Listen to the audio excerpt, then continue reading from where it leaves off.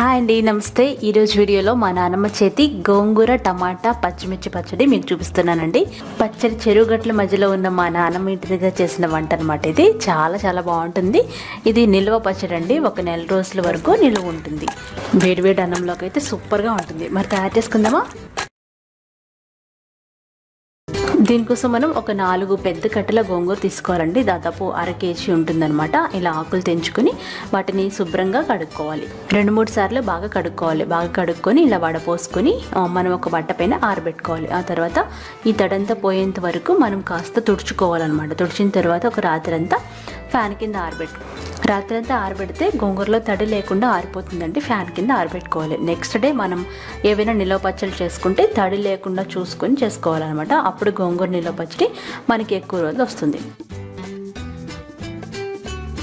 ఇప్పుడు ఒక బాండీ పొయ్యి మీద పెట్టి అందులో 2 టేబుల్ స్పూన్ల ధనియాలు వేసుకోవాలి. 1/2 కేజీ గోంగూరకి కొలతలండి ఇవి మీరు కావాలంటే ఎక్కువ తక్కువ వేసుకోవచ్చు.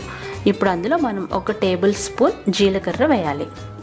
తర్వాత 1/2 టీ స్పూన్ మెంతులు వేయాలి. మెంతులు ఎక్కువ వేయకూడదండి, చేదొస్తాయన్నమాట. 1/2 టీ స్పూన్ మెంతులు వేసుకుని ఇప్పుడు అందులో 2 టేబుల్ స్పూన్ల నూనె వేసుకోవాలి. నానమ్మ ఫస్ట్ ఇవన్నీ దినుసులు వేసేసి తర్వాత నూనె వేస్తుంది అనమాట. నూనె వేసి ఆ తర్వాత స్టవ్ ఆన్ చేసి వేయిస్తుంది. అలా అయితే మాడిపోకుండా ఉంటాయంట. ముందే వేసేయకుండా అనమాట. నూనెతో పాటుగా ఈ దినుసులు వేగుతాయంట. 1 నిమిషంలో చక్కగా వేగిపోతాయి అన్నమాట దినుసులు. 1-2 నిమిషాలు ఇలా కలుపుకుంటూ చక్కగా వేయించుకొని దినుసులు సగం వేగిన తర్వాత పచ్చిమిరపకాయలు కట్ చేసుకొని వేసుకోవాలి. పచ్చిమిరపకాయలు 20 వరకు వేసుకోవాలండి. మీ కారాన్ని బట్టి అలాగే మిరపకాయల స్పైసీనెస్ని బట్టి వేసుకోవచ్చు. అంటే ఎక్కువ కారం ఉన్న మిరపకాయలు అయితే తగ్గించుకోవచ్చు అనమాట. అలా వేసుకొని దినుసులు సగం వేగిన తర్వాత పచ్చిమిరపకాయలు కట్ చేసుకొని వేసుకుంటే అవి వేగుతాయి, అలాగే మన మీదకి రాకుండా ఉంటాయి అన్నమాట. ఈ విధంగా మనం లో ఫ్లేమ్లో పెట్టుకొని చక్కగా వేయించుకోవాలి. వేయించుకున్న తర్వాత ఈ బాండిని కిందకి పెట్టేసుకోవాలి. ఇప్పుడు ఇంకొక బాండి పొయ్యి మీద పెట్టుకోవాలి. ఇంకొక బాండి పొయ్యి మీద పెట్టుకొని అందులో మరొక 2 టీ స్పూన్ల నూనె వేసుకోవాలి. ఇవి నిల్వ పచ్చళ్ళు కదండి, కొంచెం ఎక్కువ నూనె పడుతుంది అనమాట. నూనె ఎక్కువ ఉంటేనే మనకి పచ్చడి నిల్వ ఉంటుంది. ఇప్పుడు అందులో 2 పెద్ద టమాటాలు కట్ చేసుకొని వేసుకోవాలి. ఈ పచ్చడిలో టమాటాలు కొంచెం పచ్చిగా ఉన్నవి ఎంచుకోవాలి, ఎందుకంటే అందులో పులుపు ఉంటుంది కాబట్టి. ఆల్రెడీ మనం పుల్ల గోంగూర తీసుకున్నాం కాబట్టి పులుపు ఉంటుంది. అయినా సరే ఈ టమాటాలు కూడా కొంచెం పుల్లగా ఉన్నవే తీసుకోవాలి. వీటిని కూడా బాగా వేయించుకోవాలన్నమాట. ఈ టమాటాలు బాగా మగ్గిన తర్వాత వీటిని తీసి పక్కన పెట్టుకోవాలి.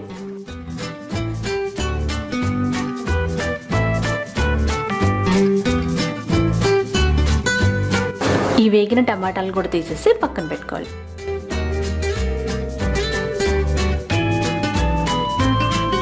ఇప్పుడు ఒక చిన్న సీక్రెట్ టిప్ అండి. అదేంటంటే మనం రెడీ చేసుకున్న గోంగూరలో కొంచెం నూనె వేసి ఆకులు మొత్తానికి నూనె పట్టించుకోవాలి.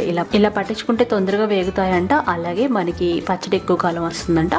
అలా మీరు కూడా పట్టించుకొని పక్కన పెట్టుకోవాలి. ఆల్రెడీ మనం వేయించుకున్న టమాటాలు పచ్చిమిర్చి పక్కన ఉన్నాయి.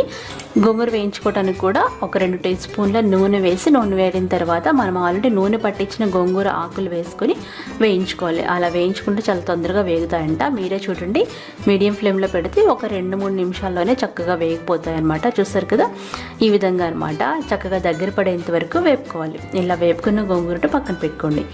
ఇప్పుడు మనం ముందుగా వేయించి పెట్టుకున్న టమాటా పచ్చిమిర్చి అలాగే దినుసుల మిశ్రమాన్ని ముందుగా దంచుకోవాలి. ఇక్కడ రోల్ ఉంది కాబట్టి రోట్లో దంచుతుంది నానమ్మ. మీరు మిక్సీ కూడా పట్టుకోవచ్చు. అందులో తగినంత ఉప్పు వేసుకోవాలి. ఇలా వేయించేటప్పుడు 2-3 వెల్లుల్లి రెబ్బలు కూడా వేసిందండి, అది ముందు చెప్పడం మర్చిపోయాను అనమాట. అలాగే తగినంత ఉప్పు వేసుకొని ముందుగా ఈ మిశ్రమాన్ని మనం బాగా దంచుకోవాలి. మిక్సీలో గ్రైండ్ చేసినా సరే ముందు ఈ మిశ్రమాన్ని గ్రైండ్ చేసుకోవాలి. మరీ మెత్తగా దంచేయకుండా ఇలా కచ్చపచ్చగా దంచుకోవాలన్నమాట. అప్పుడే పచ్చడి చాలా బాగుంటుంది. అందులో 5-6 వెల్లుల్లి రెబ్బలు వేసుకోవాలి.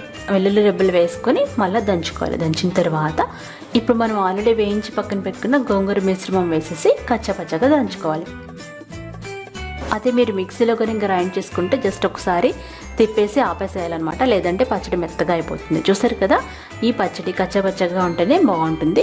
చాలా చాలా టేస్టీగా ఉంటుందండి. ఉప్పు సరి చూసుకొని అవసరమైతే ఉప్పు వేసుకోవచ్చు అనమాట.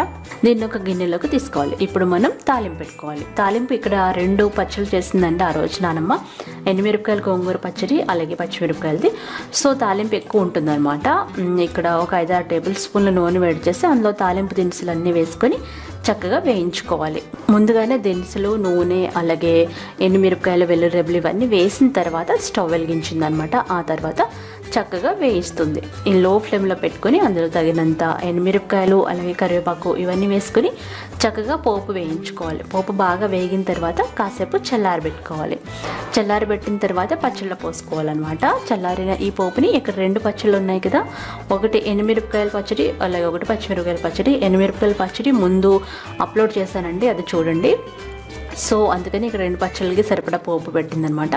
ఈ పచ్చడి చాలా చాలా టేస్టీగా ఉంటుందండి. మీరు పక్కాగా గోంగూరలో అసలు తడి లేకుండా చేసుకుంటే అది ఒక నెల రోజుల వరకు బాగుంటుందన్నమాట. ఫ్రిడ్జ్లో పెట్టుకోవాలి. వాడిన తర్వాత తడి తగలకుండా చూసుకోవాలన్నమాట.